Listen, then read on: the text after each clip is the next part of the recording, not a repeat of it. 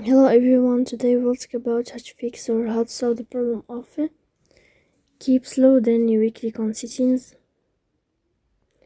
Here in this page you can click on apps, default apps, app settings. On above you can search about Authenticator and you'll enter.